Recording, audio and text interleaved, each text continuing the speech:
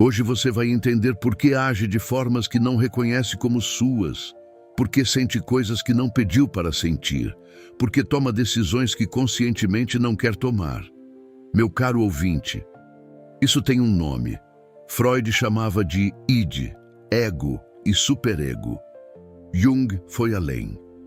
E nos próximos 20 minutos, você vai entender o que move cada emoção que você sente. Você já agiu de um jeito que depois não reconheceu como seu?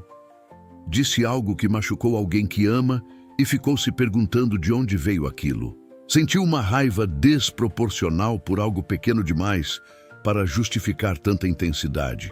Tomou uma decisão impulsiva que destruiu algo que levou tempo para construir.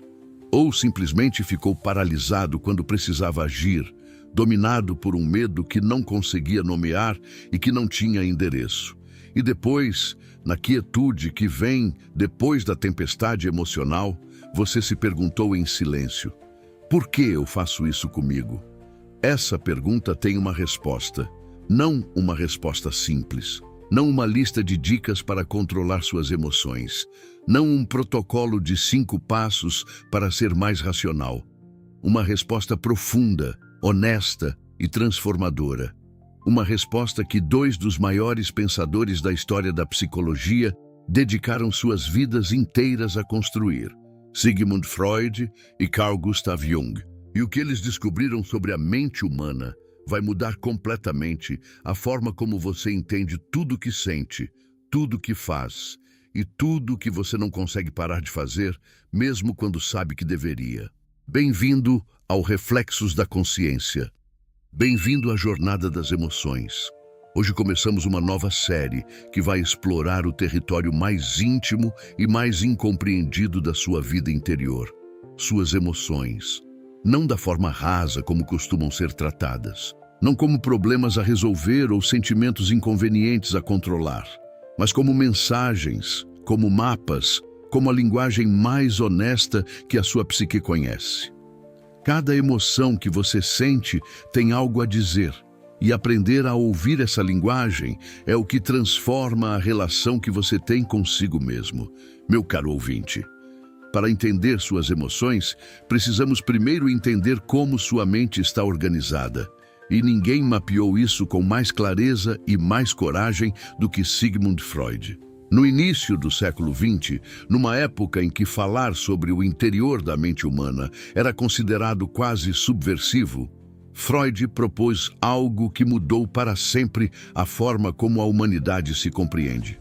Ele disse que a maior parte do que governa o comportamento humano não é consciente, que existe uma dimensão da mente que opera por baixo de tudo que você acredita controlar, que seus pensamentos conscientes são apenas a superfície de algo muito mais vasto, muito mais poderoso e muito mais determinante do que você imagina.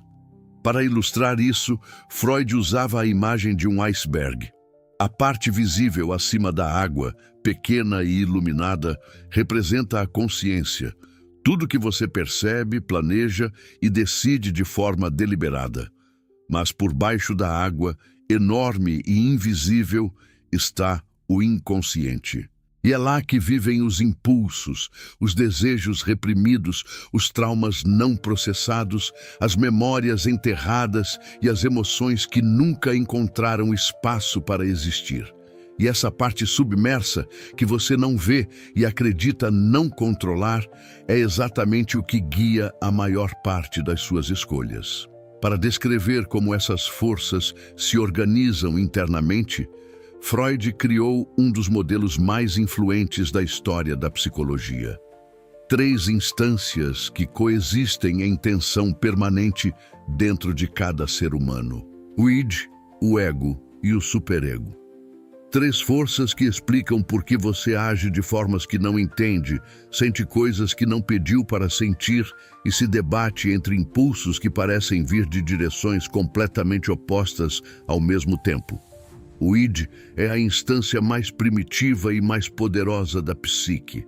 É o reservatório de todos os impulsos, desejos e necessidades mais básicas. O id não conhece tempo.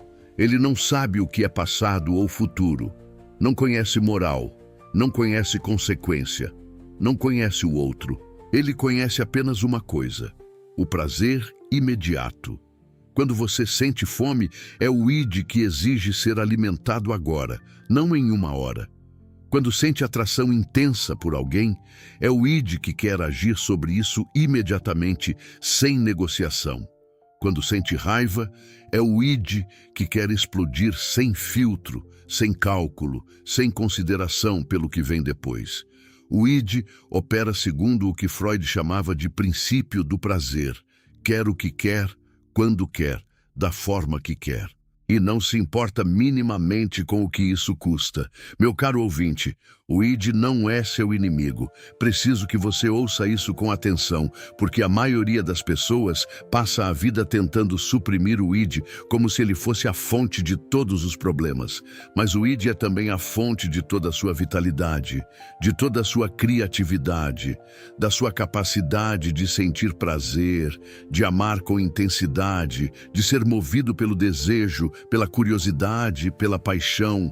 Um ser humano sem id seria um ser sem vida interior, sem chama, sem profundidade emocional. O problema não é ter um id poderoso. O problema é quando o id opera sem nenhuma mediação, quando o impulso vira ação antes que qualquer outra instância possa intervir. E é exatamente aí que entra o ego. O ego é a instância mediadora, é a parte da mente que lida com a realidade, que planeja, que avalia consequências, que negocia entre o que o id quer e o que o mundo permite. O ego opera segundo o que Freud chamava de princípio da realidade. Não nega o desejo do id, não o suprime completamente, apenas pergunta quando, como e se é seguro agir sobre ele. O ego é o executivo da psique. É ele que você reconhece como eu quando se apresenta ao mundo. É ele que toma decisões, que organiza a vida, que mantém as relações funcionando. Mas o ego não é onipotente. Ele trabalha sob pressão constante de duas direções opostas simultaneamente. De um lado, o id pressionando por baixo com seus impulsos e desejos que não podem esperar. Do outro, o superego pressionando por cima com suas exigências morais e seus padrões de perfeição que parecem nunca ser atingidos. O ego está sempre no meio dessas duas forças, tentando encontrar um equilíbrio que raramente é perfeito e frequentemente é exaustivo. Meu caro ouvinte, o superego é a instância que mais silenciosamente destrói a vida emocional das pessoas. É a voz interna que diz: você não deveria ter sentido isso. Você não deveria ter feito aquilo. Você precisa ser melhor. Você não é suficiente. O superego é formado ao longo da infância através da internalização das expectativas dos pais, da sociedade, da cultura e da religião. É ele que produz culpa quando você age contra seus valores. É ele que produz vergonha quando não atinge seus próprios padrões. E quando o superego é muito rígido, muito exigente, muito punitivo, ele não protege a pessoa. Ele a aprisiona numa condenação permanente de si mesma que nunca encontra absolvição. O superego ideal não deveria ser um juiz que pune. Deveria ser uma bússola que orienta. A diferença entre os dois é fundamental. O juiz condena retroativamente o que já foi feito. A bússola aponta o caminho a seguir. Uma psique saudável precisa de orientação moral, não de punição constante. E aprender a distinguir a voz do superego punitivo da voz da consciência genuína é um dos trabalhos mais importantes do desenvolvimento emocional. Imagine o ego como um cavaleiro tentando controlar dois cavalos que puxam em direções opostas. O cavalo do id puxando para o impulso imediato, para o prazer, para a descarga emocional sem filtro. O cavalo do superego puxando para a contenção absoluta, para a perfeição, para a negação de tudo que parece inaceitável. E o cavaleiro ego no meio, tentando manter o equilíbrio, tentando encontrar um caminho que satisfaça ambos sem ser destruído por nenhum. Esse é o drama interno cotidiano de cada ser humano. Não é fraqueza, não é falta de força de vontade, é a tensão estrutural entre três instâncias que têm demandas genuínas e frequentemente incompatíveis. Meu caro ouvinte, Jung estudou Freud profundamente. Foi seu discípulo mais brilhante e seu sucessor mais esperado. Durante anos, os dois trabalharam juntos, construindo o que seria a nova ciência da psique.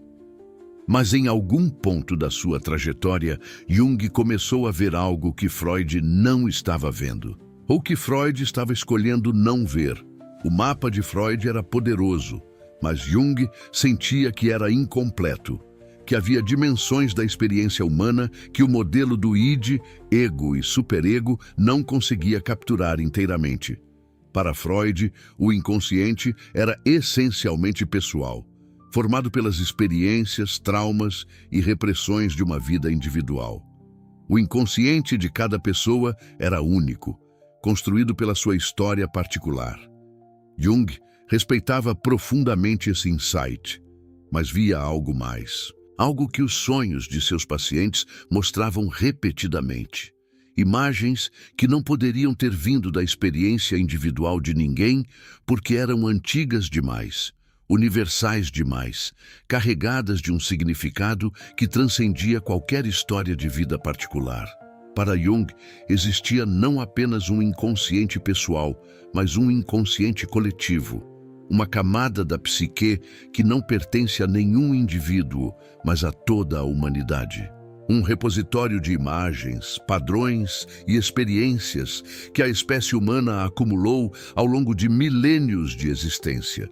E nesse inconsciente coletivo habitavam o que Jung chamava de arquétipos, formas universais de experiência que se manifestam em todas as culturas, em todos os tempos, nos mitos, nos contos, nos sonhos, nas religiões, nas emoções mais profundas que o ser humano é capaz de sentir. Meu caro ouvinte, o que Jung acrescentou ao mapa de Freud foi uma dimensão que muda tudo. Quando você sente uma raiva que parece maior do que a situação justifica, não é apenas o id falando. É um complexo ativado, um padrão inconsciente que carrega o peso não apenas da sua história pessoal, mas de algo muito mais antigo e muito mais profundo. Quando você sente um medo que não consegue explicar racionalmente, não é apenas o superego punindo. É o inconsciente coletivo, ecoando através de você, padrões que foram gravados na psique humana, antes mesmo de você nascer. Isso não diminui a responsabilidade individual, mas expande profundamente a compreensão de si mesmo. Você não é apenas o produto das suas experiências particulares. Você é também o ponto de encontro de padrões que são maiores que você, mais antigos que você, mais vastos que qualquer história individual. E reconhecer isso não é desculpa para o que você faz. É o início da consciência real sobre o que te move por baixo de tudo que você acredita controlar. Como isso se manifesta nas suas emoções concretas no cotidiano. Quando o id domina, sem mediação, as emoções explodem de formas que causam dano. A raiva vira agressão que destrói relações. O desejo vira compulsão que se volta contra você. O medo vira pânico que paralisa. A tristeza vira colapso que isola. Quando o superego domina sem equilíbrio, as emoções são sufocadas de formas que causam sofrimento silencioso. A raiva vira culpa crônica que corrói por dentro. O desejo vira vergonha que proíbe o prazer. O medo vira ansiedade permanente que nunca descansa. A tristeza vira depressão silenciosa que não encontra expressão nem alívio. O equilíbrio que o ego busca e que Jung aprofundou com o conceito de individuação que exploramos na série anterior é o ponto onde as emoções podem ser sentidas, reconhecidas e integradas. Onde o id tem espaço para existir sem dominar. Onde o superego orienta sem punir. Onde o ego não precisa se exaurir tentando controlar o incontrolável, mas pode aprender a trabalhar com as forças internas, em vez de lutar contra elas. Meu caro ouvinte, aqui está algo que ninguém te conta sobre as emoções e que vai mudar a forma como você as recebe. Elas não são seus inimigos, nunca foram. Cada emoção é uma mensagem do inconsciente tentando te dizer algo que o consciente ainda não processou, ainda não reconheceu, ainda não integrou. A raiva diz que um limite foi violado e precisa ser respeitado. O medo diz que algo importante está ameaçado e merece atenção. A tristeza diz que algo precioso foi perdido e precisa ser lamentado. A culpa diz que você agiu contra seus valores e pode fazer diferente. Essas mensagens não precisam ser obedecidas cegamente. O id não deve governar sem mediação. Mas as emoções precisam ser ouvidas, porque o que não é ouvido não desaparece. Ele age por baixo, como o id que Freud descreveu, como a sombra que Jung mapeou, como os complexos que operam nas margens da consciência moldando suas escolhas, suas relações e sua vida inteira, sem que você perceba o que está acontecendo.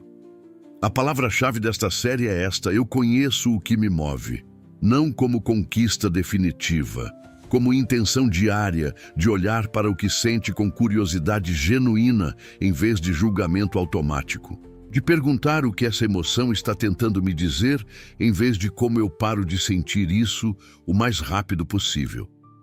De começar a construir a relação mais importante que existe, a relação honesta, corajosa e compassiva com a sua própria vida interior.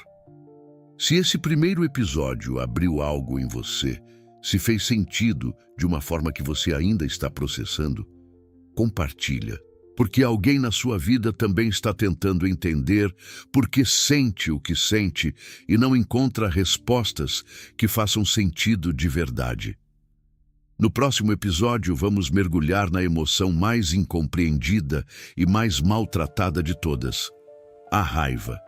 O que ela realmente é, de onde ela vem, o que ela esconde na sombra e por que integrá-la em vez de suprimi-la pode ser um dos atos mais transformadores da sua vida inteira. Até lá, cuide da sua psique. Meu caro ouvinte, nos vemos na próxima jornada.